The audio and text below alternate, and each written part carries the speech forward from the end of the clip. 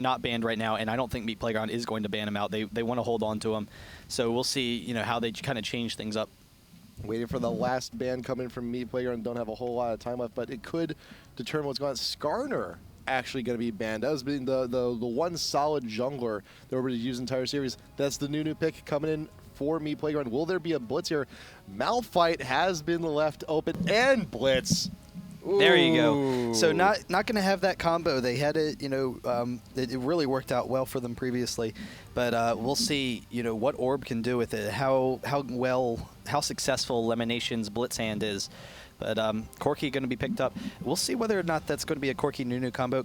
Nunu does work pretty well against Blitzcrank, but I don't know. I'm curious whether or not they'll support Nunu or if they'll send him with NK Inc. I think they'll support Nunu because he's just such a strong support. And especially with the Corki. I think game one, the reason they went with the jungle was primarily because they wanted both Nunu and Blitzcrank. But so that should be a pretty safe bottom. If Nunu gets if Blitzcrank gets the pull on Nunu, he should be tanky enough to get out of there. Has the movement speed. Just throw a snowball in the AD carry. You don't have to worry about it too much. Yeah. Or it's also well, actually with the Blitzcrank support, you're not going to be usually seeing that lane switch happening all too often. But there's the Taric pick going to be there for Meat Playground. So Nunu will be in the jungle, and Taric Corki is a somewhat common combo that we see in the bot lane that is so much armor shred in just those two champs in a lane where you don't usually see a whole lot of armor. And Taric is a very strong pick versus Blitzcrank because with all of the armor that he has, yes, it's just very difficult to take him down. And so you're pulling him in range to get a stun on your AD carry.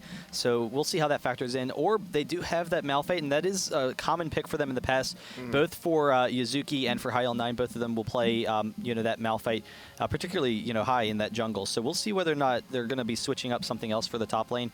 But it seems like they might go for the Tristana, which would be kind of interesting. Tristana would have enough range to generally be pretty safe from Taric, but Corki really can be very aggressive early on against Tristana, so it's kind of a dangerous lane. Oh, I like this, actually. I like the Caitlyn. Oh, no, go back to Caitlyn. Go back to Caitlyn. Damn. Okay, Tristana, she has the damage. She's got tons of damage, but it's a very risky pick. Same thing with the Lee Sin picks. I'm guessing with the Lee Sin, it's going to be lead jungle and Malphite top. So I think Orb, they're looking to turn the aggression play back on, which to me seems a little bit odd, seeing as how playing a little bit more defensive with the defensive summoners last game worked out so well. Yeah, and I think they might, Meat Playground, they might want to go with an Ahri pick here. We'll see. People actually have stopped playing Ahri a lot. They could go with the Morgana. That would work pretty well. But Orbit, they're posed to pick up the Orianna, and that's kind of the comp that it seems like they're going to be running. They could also run a Zyra with it. That would work very well for the team because they want that pickoff potential, but then they also have the initiation. So we'll see where they go with it. They're going with the Aurelia, it seems. And so Aurelia protects against the Lee Sin top because Aurelia will be able to beat him up a little bit, but it does work pretty safely. They go with the Morgana, though, and that does make sense. Morgana was able to do very well in that first game for them. Pobelter was able to pick up those hooks, and we'll see where they go. They go with the Ahri. So Shy One. Yeah, Shy One, that's just a champ that he's comfortable with. Yep. So we're going to be seeing the Olaf go top lane, more likely against that Malphite. And the best thing you can do when you're in lane up against a Malphite is just do whatever you can just to get rid of the shield. If a Malphite, he loses his shield, he's going to be a little bit less aggressive. He's going to be a little bit worried about getting chunked out even more. And Olaf, he has the best kit to do that. You got the axes, do it from a range. And if you get in club close, ideally you just walk up, reckless swing, take out all of his shield in one shot, and then you're just free to farm. Yeah, and Olaf does work very well versus Malphite because you have a lot of damage that's not necessarily tied to physical damage. His Q, his axes, Undertow, are physical damage, but his E is true damage, and that true damage really allows him, and that spam ability that he has allows him to bully around Malphite, because rather than being an attack speed bruiser, where Malphite gets that attack speed slow and is able to shut down his damage, you're more ability based on Olaf, so you can chase him down, try and get him out of that lane. So we'll see how that kind of works. It is kind of interesting to me. I always they all swapped between the Tristana and the Caitlyn for a second there, and I always use Tristana as a comparison for why Caitlyn isn't played and why Caitlyn is weak in the late game. Go on. Because they're very similar champions. If you look late game, their attack speed is very similar. Caitlyn, early in the game, she has the highest attack range. Sorry, their attack range late game is very similar. Early in the game, Caitlyn has the highest attack range.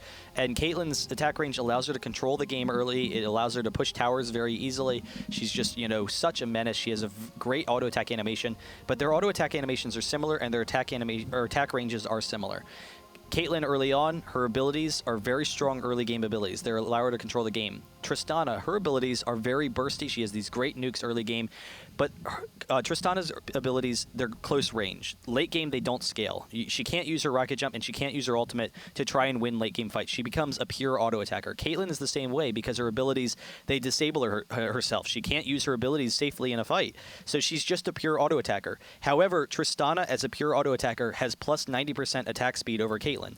And that's the difference. That's where Caitlyn... Late game, Caitlyn's just a pure auto attacker. You attack whoever's closest to you, but Tristana is the exact same champion, but with 90% attack speed, and that's kind of the difference that I always like to point out. We'll see how that works out for them. I'll take a look at some of these runes and masteries to see what they're trying to do. Pretty standard stuff. Not really expecting anything too unusual. Get some mana regen on Caitlyn. So that's on Tristana. So that's kind of interesting because Tristana, she doesn't have a very large mana pool. If you use your abilities, you kind of are out of it pretty quickly. So we'll see if she's looking to spam anything there. Versus Corki, going to be running physical damage, pretty standard stuff. 2190. Nothing too unusual there. Probably some physical damage here on Olaf as well, but I'll just take a look through while we're thinking about it. Health regen, that's kind of unusual. The Reckless Swing does use health, and it looks like he's going to be up there to spam it quite often. You also noticed that he's got the defense tree, also the extra health and the extra health regen. So it's more often than not, well, most Olafs in top lane anyway max out the E first. It just gives him more opportunities to use it. And both of them are using health regen, both Olaf and Malphite. So that's kind of an interesting matchup. And Malphite is running defense, whereas Olaf is running a mix and getting a little bit of that physical damage. So that will be to his benefit. But both of them looking to just kind of sustain in that lane. All right, so we should be loading in just a little bit here. And bot lane once again for Orbit going to be going for a little more of the defensive oriented summoners. You got the heal on the Blitzcrank. So and Blitz, of course, he's one of those supports. He doesn't really have any heals. He has actually got Exhaust on him as well. So if he gets that hook, if he gets that pop up, they're looking for the kills. They want to get that burst in, and they want to confirm it. And also Nien going for the Ghost on top of the cleanse. I mean, you already have the rocket jump. You can already clear that distance. It's more or less for the pursuit. And even then, high L9 exhaust smite. Jeez, this is deceptively aggressive. Yeah, the double exhaust does open them up to try and get early kills and try and snowball. But the heal exhaust is pure dueling summoners. Blitzcrank, he's not concerned about being chased down by Corki and Taric, and so he doesn't want to get that flash. He already has the movement speed. But going with the heal and exhaust, it makes up for the fact that Tristana has to get the cleanse and only has burst damage early on. Doesn't really have the same follow-up that Corki has. But Tristana's burst is very high, and that heal exhaust should be interesting to see if they can, maybe win some early exchanges because of it. But Tristana at level 6, she actually can do almost 1,000 damage within like a 1-2 second period. Because you can get auto attacks while you're in the air, and when you throw off your ultimate, you get an auto attack as they're going away and stuff like that. You do a quick like auto attack W, W onto them, hit the E, auto attack, alt, then auto attack in the air, and all in all, it's actually a lot of burst damage. So we'll see how that kind of factors in. But once again, going with that cleanse doesn't want to allow that early aggression from Meat Playground to bully them around. Loading on in, we'll see how things go. The Shy One once again going to be on the Ahri in mid, but this time it's going to be against the Morgana. Morgana also, somewhat of a passive farmer, but not going to be as pushing oriented as Mordekaiser will be, but still very similar mechanics. Going to be doubling on back to try and get those wraiths. See if the Shy One can actually capitalize on that. Yuzuki going to be going top lane with the Malphite against the Olaf. Hopefully he can keep his shield up, or Olaf at the very least can chunk him out. Carve off a few of those rocks for himself, taking home as a souvenir. But here we are, game number 3. Winner of this game goes to finals for this qualifier. And we are seeing three essentially different strategies. Each game a different strategy from both teams. Game number one, they had kind of a split pushing, aggressive pushing strategy. Didn't work out for them. Meat Playground was able to easily take advantage of that while they're split, pick them off. Game number two, Orb had more of a defensive strategy. They had lanes that could sustain, keep up their heal. weren't really that susceptible to the ignites because of the cleanses, and then they were able to take some early advantages. Now they have a much more aggressive team. They have a team that's looking to be very forward, try and pick up some early kills. Meat Playground once again grouping up in the brush there, can't quite pick anyone off, but they are moving up for that blue, trying for the invade. Yeah, on like last game where it's just a huge disjointed mess. Going in on some of the earlier games in this series, but you got to be a nice, free and easy invade for Meat Playground. They're going to get the ward over by their blue and then camp out the tri-brush. If you're going to wait for Orb to try and even engage on the blue. But then again, this is Lee Sin we're talking about. Lee Sin more commonly starts off at the red. He's going to be going from race over to red, so this should be a pretty easy blue steal for Meat Playground.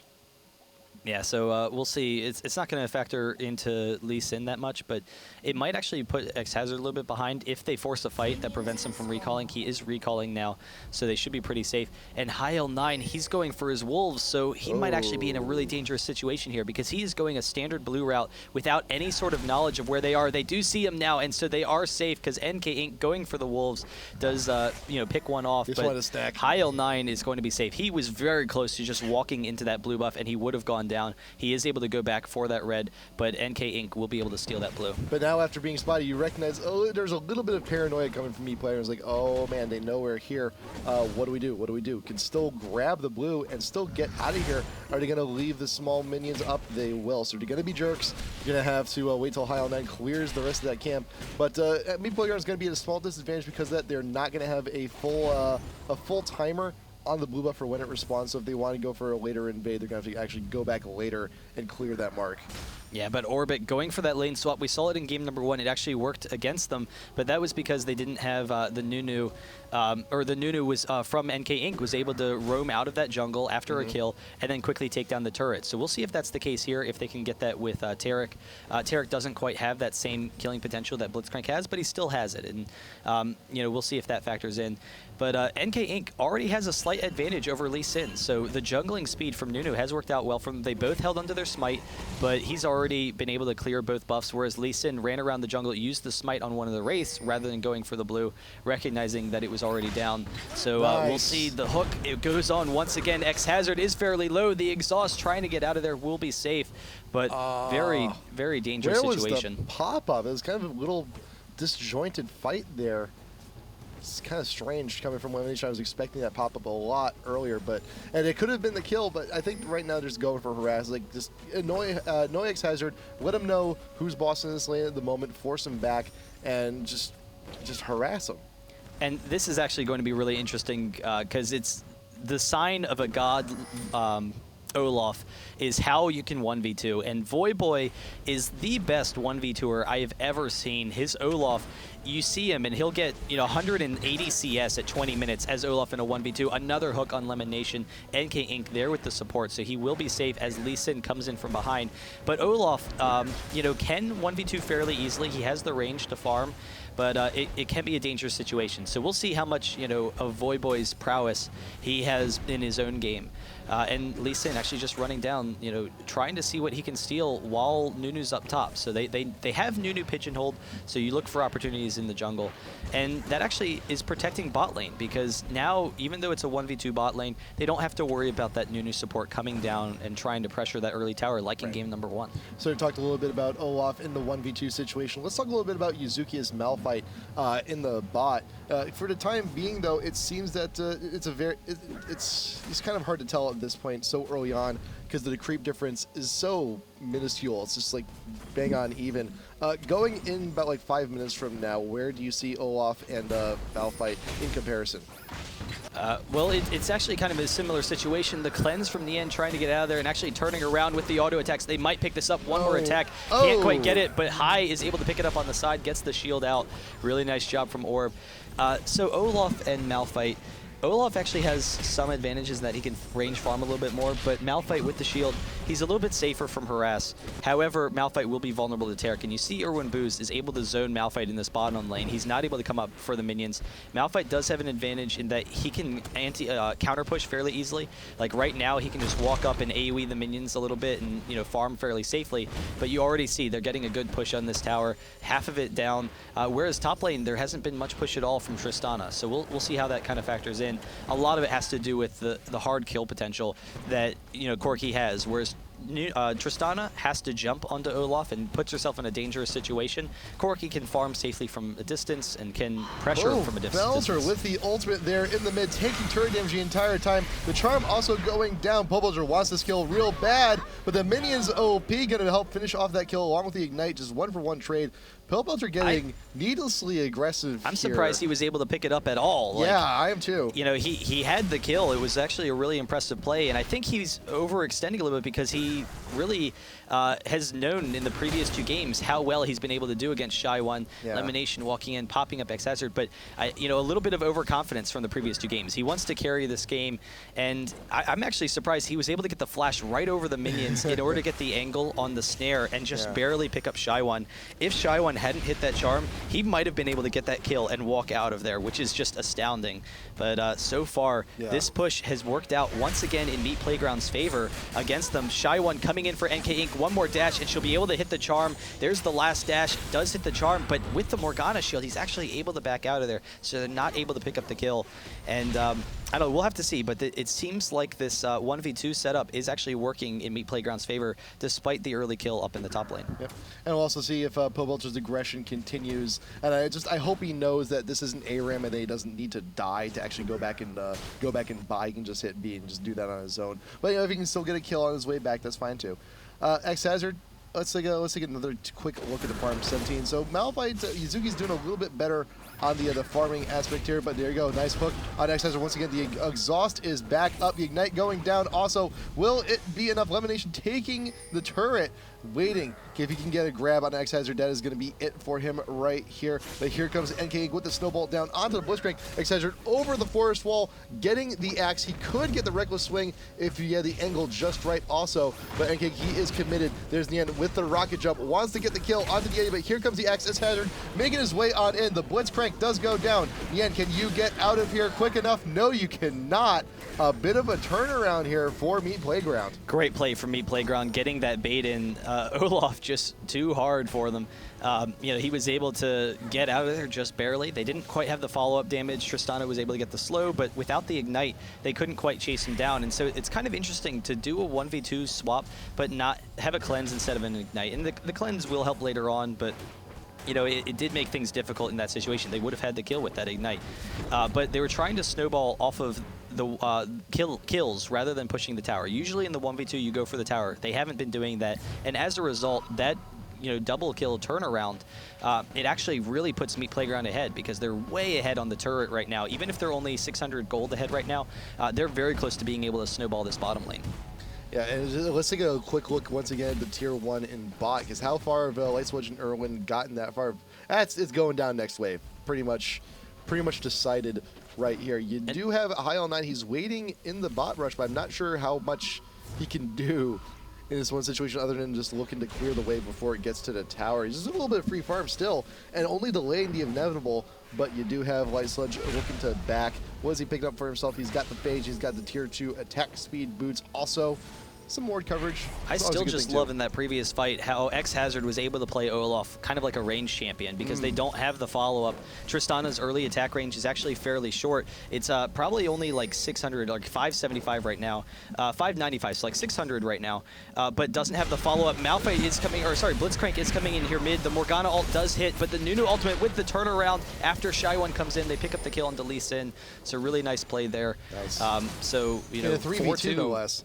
What's up? It was 3v2, I believe. In that fight. It was 3v2. X Hazard going on in the end. Does cleanse away the ignite, but this time, Nien will get the better of that exchange. Just straight up 1v1 Nien emerging victorious. going to be going back to town, going to be shopping a little bit with that extra kill gold. Elimination's hanging around mid lane with the Shy One. Was looking for a grab earlier, was not going to get it, but he's still hanging around just in case Morgana and Tara get a little bit aggressive. And once again, we're seeing the supports, after they've done their job in their respective lanes, now gravitating towards the mid.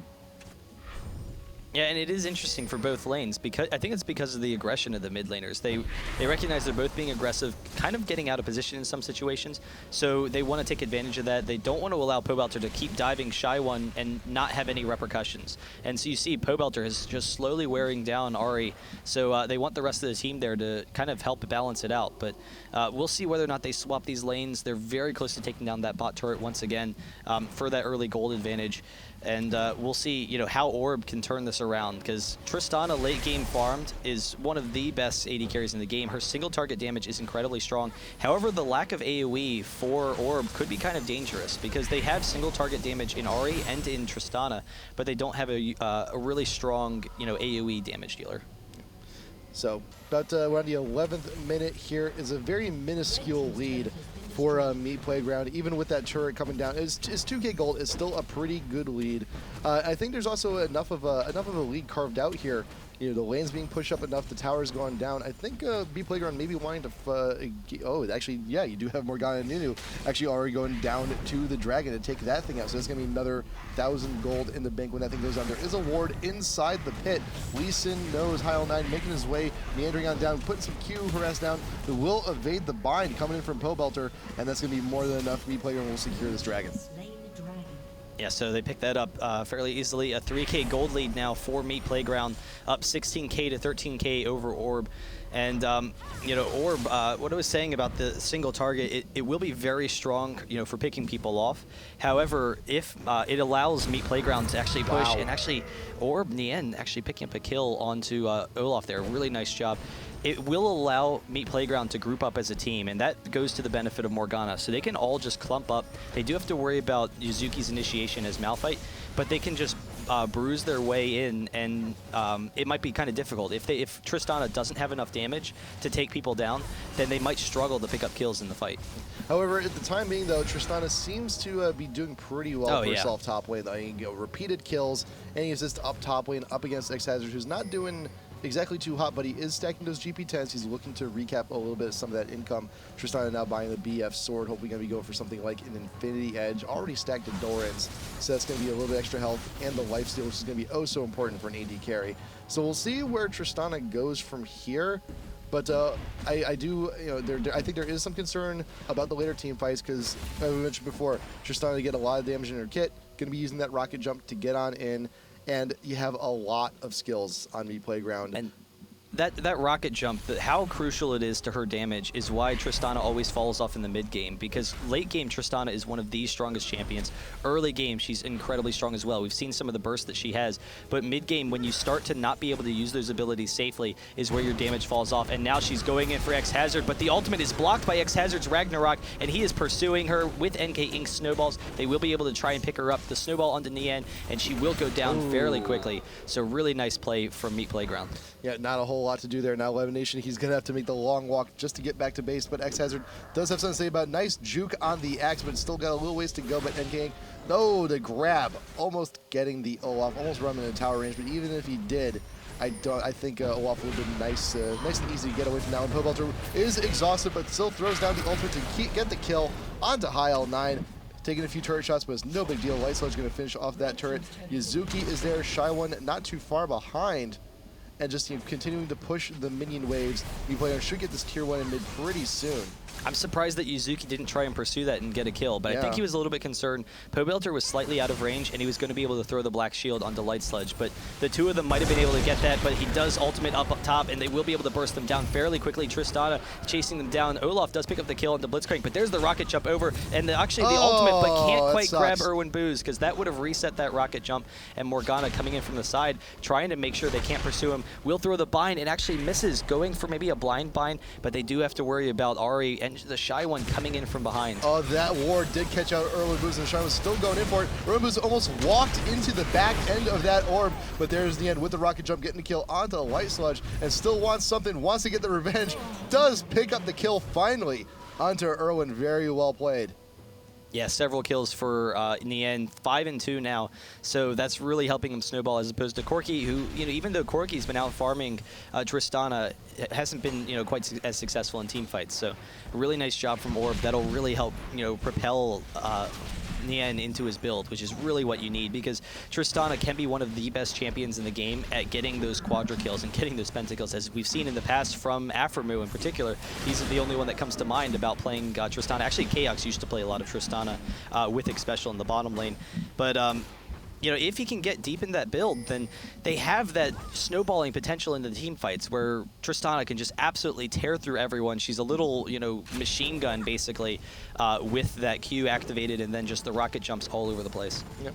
And hopefully the rest of the team can also follow up, because you have champ like High L9 here. He's running Elise Sin. Oh, nice hook onto X Hazard from Elimination from the river. Has no choice but to pop the ultimate just to get away. High, if he did land that Q, even if he did get that slow, would have done a whole lot against an ulting Olaf. And hopefully High, Lee Sin hopefully can get a few more assists under his belt. He's already got the Wriggles. He's looking to build, I believe, into an Aegis to help support the team also. So I'd like to see more involvement from him. Yuzuki also doing a good job waiting for that ultimate to come back up. He's actually almost level 11, almost got level 2 on that thing. Shaiwan, though, is 11, does have level 2 in the ult. That Spirit Rush is going to be coming up a lot more often. But for now, though, Shaiwan's still looking to deflect Pobelter from taking out that tower, which is very, very low in mid. Yeah, and getting the mid tower is vital because they're trying to snowball the map right now. They want to be able to, pick off members of Orb, and in order to do that, they need that tower, and it's very close to dropping. If they group, they could probably take it, and it seems they are going to be grouping mids, so this is going to be tough. Ahri has good clearing potential, but now with the cannon minion, she won't be able to grab that. Here comes X Hazard from the side with the axe. A lot of damage going down in Elimination straight away. He has nowhere to go. Along with the turret, it will also fall. Ahri is looking to defend mid all on her lonesome. Tristana is top in the end. He's pretty far away. He needs to rush. He needs to get to his defense.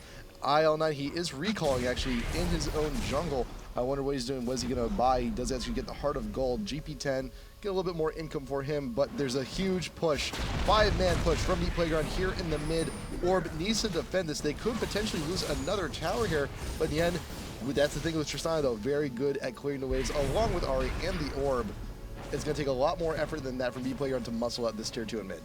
Yeah, so we'll see if they decide to split, but I think they were actually going to get another... No, it wasn't a cannon minion for one more minion, or one more wave. It's every 3 waves. But they're still able to get some pressure on that mid turret. I was wondering if they would just go for the OP push and I was thinking the same. Try and bulldoze them down. Lemonation getting the oracles, that'll definitely be huge for them, because that was the big issue with the first game. They really fell far behind in map control. Nunu had the oracles early on in game number 1. He still has it this game. They're able to take another dragon. They are actually moved south because they don't have the ward coverage up top. They don't want to walk into a trap. But Blitzcrank having the follow-up oracles will allow them to take back some of that map control and not allow Meat Playground to try and snowball off of the 6K gold lead. You also notice now that Orbit is moving in a very tight pack, looking to just muscle out all his objectives. He got a huge 5-man push here in the bot lane. Malphite, he's going to be going from behind. His ult is up as soon as this mini wave comes on, and X Hazard and Earl and Booz are split from the rest of the team. NK Inc. is looking to retreat here. So this is a very bad spot for the top laner, for the support already going to go in. You see, waiting on the ultimate. Yuzuki's not going to be using quite yet, but NK Inc. trying to get the ult out, trying for more damage. The Shy One will be there with the orb and the charm and the dash and everything, trying to flash away. No Tarek, get back here. Erwin Boo's going to be going down next. The minions are still here. The push continues. Tier 2 now in bot, being threatened by Orb. But Ahri's ultimate is down, and Pobelter is coming in from behind. They might be able to force this, and Ahri will be coming in. They do pick up the kill on the Corki, and so they are very low. Wow. And Pobelter, despite having the ultimate, might not be able to pick up the kills that he wants to. They grab Tristana. Lemonation goes down as well. Yuzuki is very low, but I don't know if Pobelter is going to be able to grab this. He gets the flash off, and High L9, if he hits the snare, might be able to grab that. There's the triple kill, the quadra kill. If he can chase down Yuzuki, the only one remaining, can't quite get it. But Pobelter with the defense, and that was the threat that once their abilities, once their ultimates are down, they won't have that follow-up damage. Ahri in particular is so ult dependent, and really nice job from Pobelter coming in from behind for those kills. That Pobelter's best friend right now is, I'm sure he's just like, he's going to be sending that a thank you note to that turret also for having a whole lot of contributions to that last fight. Because as everyone started slowly dying, it's just the turret was still there. I think Orb just kind of forgot it was there for a moment. But there's Pobelter with all the damage, more than enough to clean up everybody and get a very beautiful quadra on that. Yeah, awesome play, and we'll see, you know, how that's going to help keep his team ahead. But they have lost a significant portion of their lead. It's only 4.5K, just basically 4K now gold lead for them. So Orb has cut into a sizable chunk into that. They are trying to steal the blue here, and Malphite is top, so this will be very difficult for them. But Ahri's ultimate is up once again if she can try and pick this off, and they do force them off. Xhazard is trying to come in from the side, but doesn't really want to burn his ultimate here, so he's just kind of zoning them off a little bit, and we'll see if they can pick this up. It is a 5v4. The bind from Pobelter on the Shy One, and Corki picks him up very quickly. There is the poke that they wanted to get. Xhazard chasing down the end, gets some quick damage, and forces off that rocket jump. You also saw in that engage, the blue buff actually did reset. It's just extending the fight a little bit longer than it had to be, so everyone just stuck around a lot longer than they usually would. But now Orbit down one man. Once again, the mid tier 2 is being pressured. Lemonation cannot get the grab he wants, and even if he did, I mean, Pobelter with that shield. High L9 does get caught in the bind. Plenty of damage. Can he get out of there? The Morgana ult still proccing, but over the wall. Very interesting. And no one will be bound on part 2 of the Morgana ult, but everyone from Orb is still slightly displaced. Lee Sin does have to back, and there should be plenty of time for Playground to take this tier 2 in mid. Yeah, they take the turret. Now they want to transition top, you know, allow someone to pick up some of that farm, spend some of the gold that they have. They have a little bit, not a significant amount, but it's always important to get what you can. So we'll see where they pressure that. Morgana can pick up that blue. And, you know, how Orb can try and continue to make this comeback, because Corki going for the Triforce, he's going to have some, you know, really nice burst damage. But if Lee Sin and Yuzuki here on Malphite can get some early armor items and get some of that early health items, that actually will be a weakness for Meat Playground. The fact that they don't have that great sustain damage, since Morgana's burst, Corki's burst right now, to take down those frontline tanks. And that might be able to protect long enough for Tristana to use that 7-3 fed self of hers to try and snowball those fights. While we are still in the heat of this match, this is game 3, and remember, the winner of this match does go to the grand finals for this qualifier. Getting a nice update from Nick Allen here. He is watching, going over IG and CLG Black is in progress right now, and quote, IG dismantled CLG Black in game 1. That's gonna be an exciting one. Yeah, that is wild, and we've heard that Invictus is just so powerful. IG from China, you know, we did open up these NA qualifiers at the end to some of those, you know, more of those Asian teams that we haven't had an opportunity to have qualifiers. So both them and the Korean teams that we might see coming into qualifier number 4. So we'll see if CLG Black can turn it around. You know, they are playing with a slight ping advantage, but even so, a lot of these players in these Asian teams, they have been playing with that disadvantage for a long time. So it's not, you know, like it's the most significant thing for them. They're used to the reaction times that they need. They're used to how they need to time things. And Meat Playground right now, they are knocking right on the door of Orbit. They're trying to pressure this turret with the shield from Light Sludge, or from Pobelter. They should be okay. Yuzuki, he's just making his way back from the top lane. He was running a few errands, but now he's here. That ultimate is going to be huge. And next time that Meat Player wants to get in there, nice attempt on the grab. Not going to quite get their binds over the wall. Pobelter hunting for something, hunting for a reason to go in on his side. Shy One with the Foxfire, a little bit of damage just to try and dissuade Meat Playground, but the push is still going to continue. Binds, blind, trying to catch anyone off guard here. And Meat Playground, they can contain so well right now on this mid lane. Yeah, now it's the battle of who can pick off the one or the other. Will Elimination get that hook? Will Pobelter get the snare? Because all day, Shy One can just clear out those minion waves. Same thing with Nien. He has the range to be able to protect himself. He is bound, but that's not the one that Meat Playground wants. They want someone a little bit more squishy. They want a Tristana. They want a Lee Sin. They possibly want the Blitzcrank also. Hook will not be getting Pobelter right there either. You got the pull over the wall for a little bit extra damage, but now you see Meat Playground, they are breaking away from the mid. Dragon is up. There's a very easy opportunity to grab this thing real quick, and they have the team to do it. You got Nunu, you got the Consume, you got Cloak with the damage. It should be no problem. And they can just return back to normal business in mid as soon as they're done. And as well as picking up this farm on Corki. And so Meat Playground, by holding the mid as a team, all of Orbit needed to go mid and defend. And as a result, it actually is preventing Tristana from farming. So Corki is able to go down bottom. There's a giant minion wave that picks up, and she's able to, you know, or Corki's able to go pick it up and will be incredibly farmed. but because everyone was mid, that's not the same case for Orbit. So, you know, it is kind of a nice play from Meat Playground. Tristana is able to get a little bit of farm up top, but if they continue to push on them that way and then wait for lanes to push and then go counter push them, that actually will result in a farm advantage for Meat Playground over time. Elimination getting the ward down into the river. Just for a little bit of coverage, this is going to be around that time Meat Playground may consider going for that Baron. Does Tarek have an Oracles? Does anyone have Meat Playground have Oracles? I don't think so. I think NK Inc. does. NK Inc. does. So, NK Inc. has had an Oracles almost the entire game. Same thing as the previous game, and or as game number 1. And only died once. He likes getting it really early. And that's a huge, like, you know, preference too, because you see a lot of champs, like a lot of supports, a lot of junglers are like, that's something like sometimes a lot of them will go for that early Oracle. Some of them will just only exclusively buy pink wards. But hey, if you can stay alive as long enough as NK Inc. has, good choice. Yeah, and Nunu isn't a champion that tends to force a lot of fights or goes for, you know, aggressive dives. You tend to have more of a support role, and so you're not really at that much of a risk of losing that Oracles as some junglers might be. That bind, if that got elimination, that could have been game over entirely. But fortunately enough, that robot is a little more slippery than you'd usually see. Now it just binds blindly into bushes to see if Meat Playground can't get someone off guard, but there is a ward there, and King with that Oracles will help clean it up. And just 2 massive clumps over by Orbit's red buff, just seeing if someone is getting a little bit too curious and gets caught out. But the 4-man push top lane, Pobelter are going to be returning back to the mid to dissuade the push there. And now it's just a huge roam squad for Meat Playground. Yeah, they're looking for opportunities. Like we saw in game number 1, they liked pushing multiple lanes. They liked, as a group, roaming from top lane to mid lane and back and forth.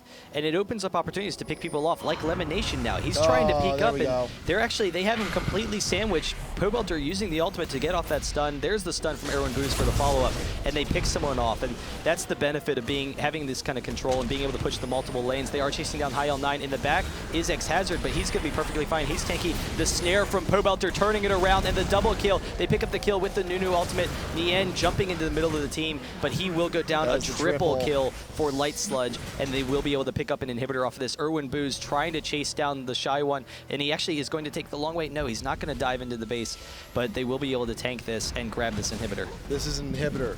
This is easily an inhibitor with the right push, and if they're aggressive enough, well, Elimination is going to be coming back. They could attempt a Nexus turret. They're not going to get both, but the wise choice would just be back off from here and go straight on in for that Baron, because they have such a huge push in the mid. The super minions are going to be coming soon, and I really do not think that Orb can defend it.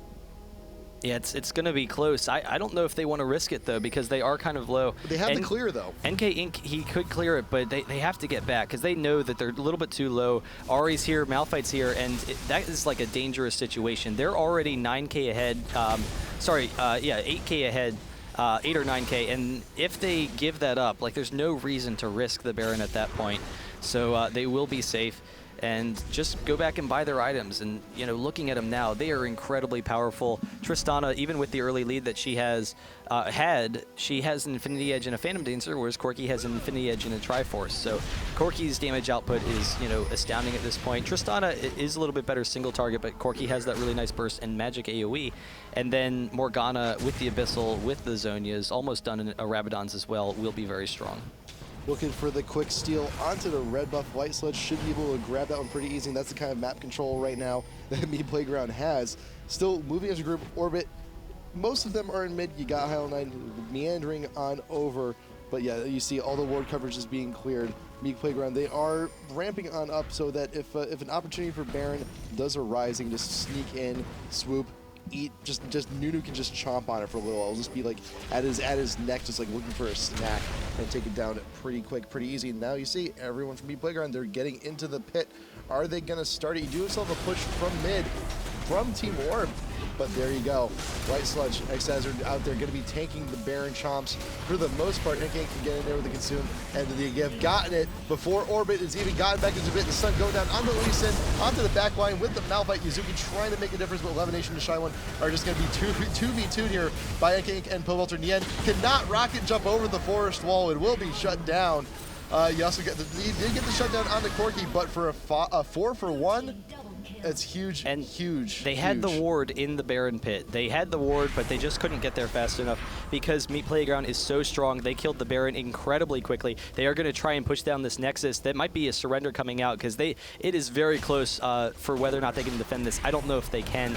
So they're pressuring in here. And you saw the split. A lot of it has to do with Nunu's ultimate and Morgana's ultimate. They were able to get that separation because Orb has that single target damage. They were caught off. Yuzuki goes down. They're pressuring the Nexus turrets. But this is it.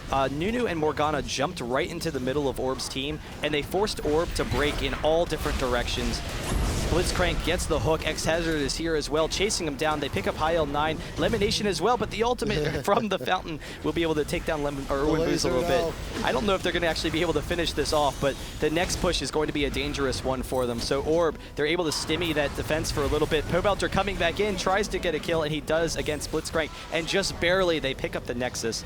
But the previous fight, Morgana and Nunu completely split Orb in all directions, and because they have single target damage, they were all focusing different members, so no one got low on Meat Playground because they were all attacking different members and they didn't have that AoE right in the center. Yep, fantastic job. And Meat Playground with that victory. They will be going on to the grand finals for qualifier number 3, where there's still a ton of great teams left to be decided on the other half of the bracket. Good job on these guys. And thankfully enough, Vegas is going to be a little bit closer than China, even though they got that qualifier spot and gave it up. So good for these guys, and hopefully they'll be able to make it all the way. Yeah, so we'll be able to check that out. But really impressive game from Meat Playground. Being able to take that series 2-1, really excellent play, and it should be exciting to see how they